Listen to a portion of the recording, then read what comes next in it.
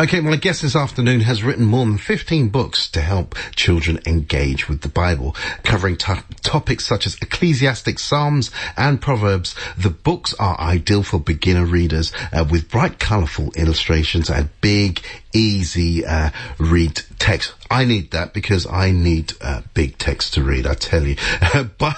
By day, she's a nursery nurse, and by night, she's an author, illustrator, puppeteer, and crafter. She's also the founder of the activities website, ZoeCraftbook.com, and she joins me now online in Edinburgh. Good afternoon, Zoe. Good afternoon. How are you today? I'm very well, thank you. After a very frustrating morning at the airport, I'm so happy to be speaking to you. Oh, bless you. Now, I know that your books you put with bright, colourful illustrations and big, easy big, easy read text. I know that I need that. So, is it challenging to explain the gospel to young children?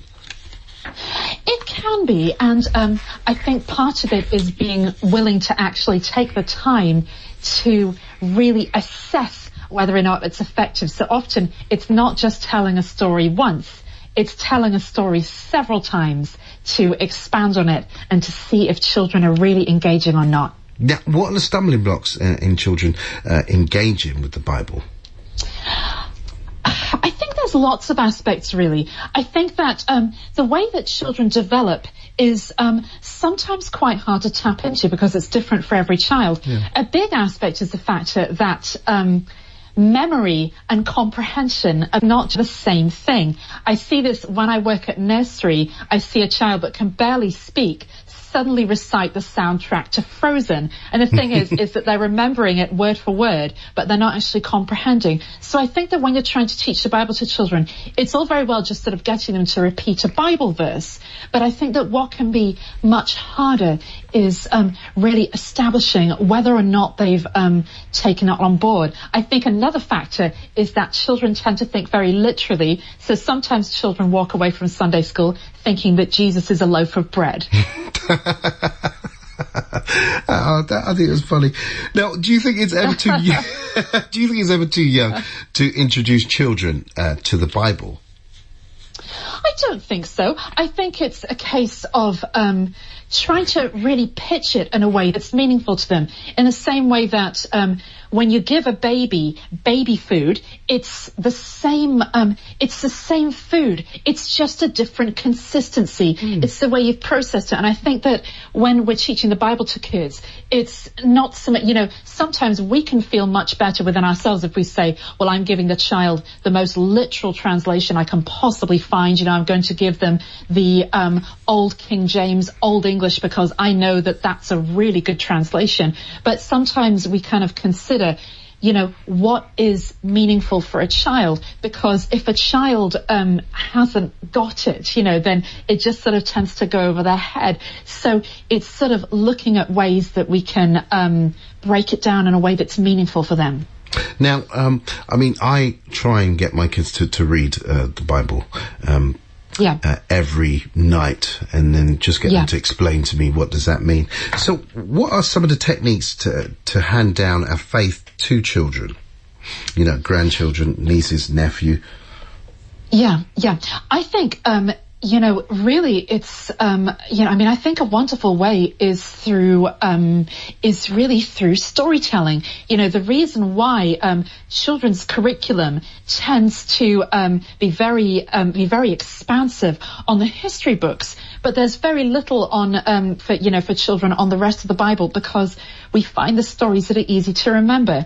And in the same way, when we're sharing our testimony about our personal experiences of faith, sometimes when we tell stories about the different principles we've learned, from the Bible, and the way our faith has really affected our personal life, that can be really the thing that brings the Bible to life and really makes it understandable for a young child. The story can really give it context. Now, I'm going to ask you this question. How important is faith in the early years, and does it matter? Because you're not going to see a child standing on a box and saying, Jesus is the way, the life, the truth. You're not going to see that. But how important is it? Does it matter? Yes, absolutely. I think it definitely does matter. It's funny because now I work in children's work full time. Yeah. But my parents say to me, that when I was a child, the impression that they got was that I was not interested. But actually, there must have been a part of me that was being absorbed, because one time when another child was saying to me, "I'm going to push you over," I said to them, "God will protect me." So obviously, there was something which was going on. I think that sometimes the great mistake can be to think that, when you're in a Sunday school, you're looking at children and think, the child that is putting up their hand and is answering all the questions, that's the child that's really engaged. Whereas sometimes, that just more depends on the personality of a child.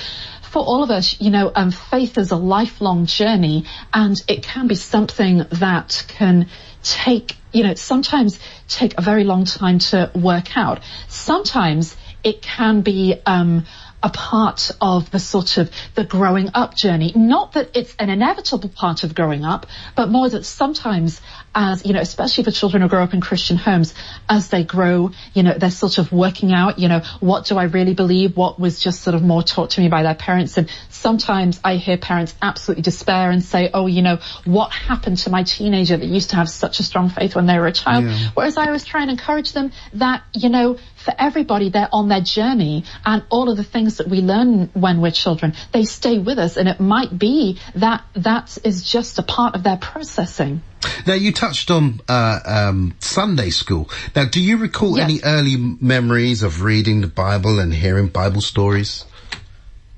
I do. I remember wonderful flannel graphs, which were absolutely fantastic. Did you say flannel graphs? Yes, flannel graphs. So what they are, it's like gigantic fuzzy felt with the Bible. I think you would probably know it if you saw it. It doesn't tend to get used that much anymore, but it's a certain kind of retro way that people used to do before PowerPoint came along. Okay. I remember I remember people bringing in puppets.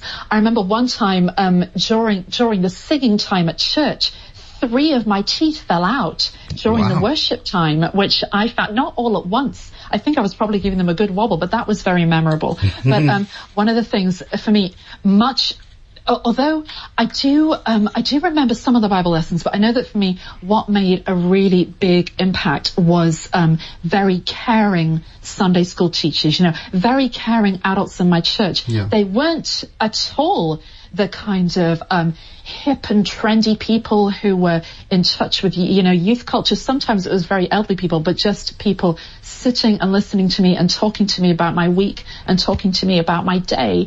And that was the kind of things that really made an impact. Now, do you think because you had people like that around you, do you think that's what led you into your work as a children's worker and author? I'm sure it made an impact. I think it's one of these things of, I wasn't sort of going through my life thinking, I'll definitely do that. I did sort of have a moment of, feeling a sort of a very kind of specific calling on my life when I left university. So one day I woke up and I didn't want to write for children and I didn't want to be a children's worker. And at the end of that day, I knew that God had called me to be a children's worker. And that was about 15 years ago, and I've never really looked back. But I know that, like with all of these things, it's often not just this one great big event. Often it's just a drip, drip, drip of little events every day. Even if you're feeling that it's not making an impact and it's not making a difference, realizing that it really does add up to a very great whole. Now, obviously, you're an author as well as a children's author, a children's worker. Now, you must have. I don't know. Do you have any events coming up very, very soon? Events? Well, that's a good question. My main event tends to be going into nursery Yeah. and reading books and making animal noises as I read the books. There aren't any events that come to mind. I wish that there were, but it tends to be more nursery, really. Okay. But I'm always up for events if anyone ever wants to put them on. Now, how can people find out more about Zoe Craft's books? Well, my website, Zoe Craft Book, you see, that has my zoecraftbook.com has all of my books in slide format, but the best place to get my books is on Amazon. Brilliant. So I found out to my horror that there are several, well, there aren't a plethora, but there are more than one author called Zoe Carter that seem to be rather thrilling, books of the kind I wouldn't want children to read. So if you do, make sure you look up Zoe Carter, and it's the ones with the colourful pictures. Okay. Colourful children's pictures. Yeah, So, with the big text as well. Yes. Good. Yes. I mean, I might get them for me because I need. Oh, go for it. Well, don't we all? Zoe, thank you so much for joining us on No Drive problem. today. What a pleasure. And we really continue to pray for your success with the writing and also the children's work. Oh, thank you so much. Well, God bless you and have a good day. God bless you. Thank you, Zoe Carter.